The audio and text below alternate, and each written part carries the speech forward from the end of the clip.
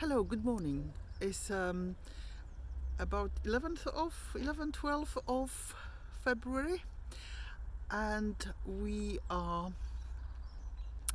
back at the allotment. I haven't posted anything last week, but we all need occasional break. Anyway, today main job is planting potatoes, and that's what we're gonna be mainly doing in this bed. Let me just show you, just here, which has been manured, although part of it, let me just slowly turn you around, it's not been prepared because we're holding some hay here. So as I plant along here, I'll be moving that hay to this side, covering the potatoes. Well, we do our planting the non-dig way, and depending on which piece of land we're working, we might do this slightly differently. These guys are going to be just placed on top of this manured soil and covered with well spent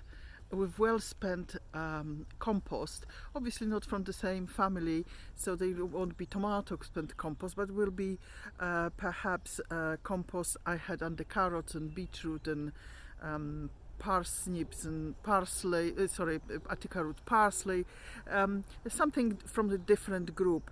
And we just cover them, and then we cover them well with hay. And they have quite a job to get through all that, so they're going to be quite safe till, post 15th of May, which is supposed to be last frost day, as we are in group 8, I think A zone, American zone, I think it's 8A, and in a sort of European terms, post the last frost day should be not later than 15th of May. That's what's supposed to happen, but obviously the weather at the moment is very unpredictable. Before I start on that, I just take you on a couple of things I want to show you, because I haven't been here for a couple of weeks. I don't know if you remember, but I planted a couple of weeks ago some of the sweet peas right here by the support, and despite that we had frosts to -4, they seem to be doing absolutely fine. I give you a quick look inside this covered bed, which holds a couple of different varieties of broad bean, and as you can see, they also are doing fine. So there is a crimson flowered on the left and masterpiece green on the right, with a bit of fleece. Magic. Now, the other thing I wanted to have a quick look is the parsley seedlings. I've put it along the edge with lots of parsley, and look, they also, I can see they sprouting. Another true leaf. They all had first true leaf, and although they've been sort of stunted by the cold temperatures, they seem to be coming along nicely. I had cutting celery under the cloche here, and we've got some woodruff which is doing fine, so that's also good news. Just walking along, you see it's very sunny. I have no idea why we don't wear sunglasses on a days like this, just because it's cold. I forgot mine. So these are all the tulips coming back. I'm not sure what quality of flowers will be on them, but that's nice to see. I sown some carrots, and I know that the germination is going to be very, very slow, but let me see if I can point it out. There is some, I'm not sure you can see, but there is some germination. So that's good. And another little thing to check up on are the pak choy, direct pak choy I planted here I'm just opened that for giving it a little bit of. We had lots of rain recently. Just giving it a bit of airing. Nice sunny day, lots of light. Let me just uncover this. And here are the Swiss chard seedlings, and here's the pak choi doing really well. So that's all good news. Nigel is doing some stuff with the horse at the moment, and we have some lavender to go and fill in the gaps of the lavender which we lost. So that's nice. And also we need to weed a little bit on the back. We've got some stinging nettles coming up right at the edge there. If you can see, I'm sure it's all happening the same in your gardens.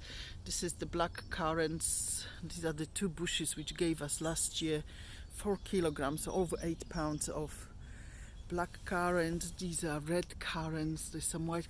Everything is sprouting, new leaves, and getting ready for the new season. As you can see, that gooseberry right on the back is well green. Okay, so back to the greenhouse to collect those potatoes which I'm going to be planting first. But a quick little update. So these are the peas, and they are looking, we just touched them, they're looking fine, they're moist enough. These are the alpine strawberries, which having first true leaves. These are Welsh walking onions, looking really good. I have to say that probably those seedling outside look as good or better than these. The parsley positively looks better outside. Well, I just brought some spinach, and I think this is Medania, because that's what I had. And these are the purple tree spinach. What is it called exactly? It's called tree spinach magenta. They grow very tall, up to 3 meters. These are a little bit of, so the lettuce is sown very, very densely. I might just transplant them into sort of little rows to be able to harvest. These are other lettuces which could be split and planted separately. The best one which done in this one is all year round. I've got a reasonable thing of course. I have a feeling this one, Lolo Rosso, didn't do too well, but I have a feeling maybe the mat is not distributing the water properly, because it looks really quite dry in some places. And this is Marvel 4 Seasons. The leeks are doing fine. The broad bean, this is the Karmazin. Not even in a greenhouse is doing great. So this is definitely not one. This is probably for maybe second planting, as far as I'm concerned. The potatoes are being cheated, and I'm going to start with the first earlies, I think. And I'm going to plant rocket, which is these 2 rows. They're well cheated. And then I might plant Vilja, which are also first early. So these are going to go in straight away. I've got my little labels. As you can see, they've been all prepared, written down. All I need to do is to put them where they are.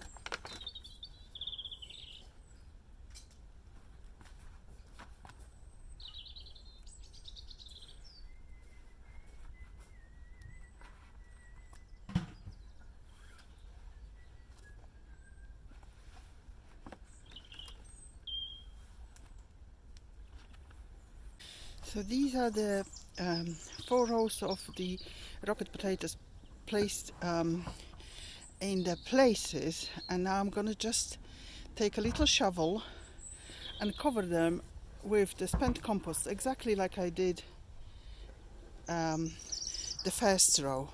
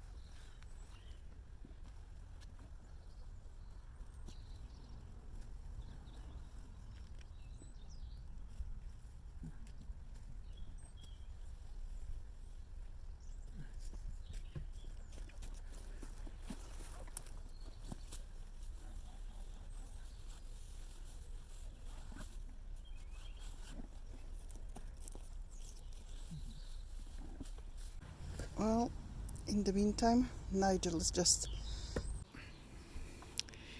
whole bed of potatoes planted. So we've got here Rocket, Vilja, Charlotte, Aran Pilot, and Blue Danube just at the end. So I still have, I think, Picasso to plant, and Aran Victory, and Pink Fir Apple, but that will be job for another day. It's basically weeding this bed, and the main issue we have here are the stinging nettles, and it's not an easy job because these are all amongst the gooseberries. Well, I think the time came to harvest that forced rhubarb. That'd be the first for us.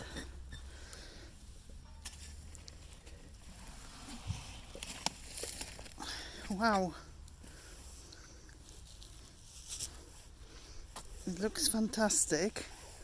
So it's naturally just coming off.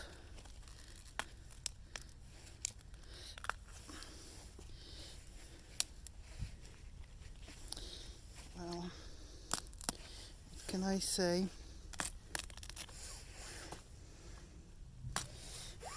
We'll see if the crowns like it or not.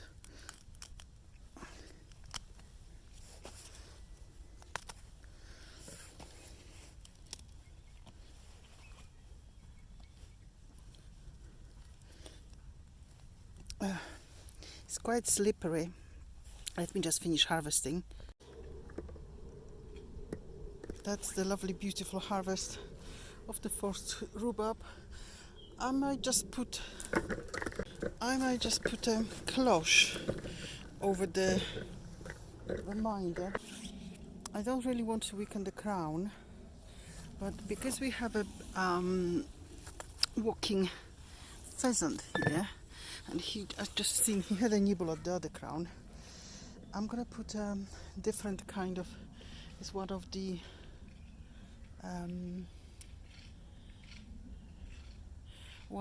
cloches to let the light in, but just prevent him from pecking at it. Just have a look how lovely those little tete-a-tetes looks. And lots of things are coming up in my kind of wild bed. And these, some of them look worse for wear. Believe it or not, but this is actually oxeye daisy, which he's I think, obliterated within inch of its life. So that's how I'm going to put a cloche. Right, and that's goodbye from us. We've had a busy morning. Margosha's been planting potatoes and lettuces. I've been planting lavender and clearing stinging nettles and moving horse manure. And Margosha's been here all day, and I've drifted off to walk the dog. But it's been a really pleasant morning, and the rain's held off till now. So we've had a very productive morning. Yes. So it's goodbye from me. And it's goodbye from me. Take care. Bye. Bye.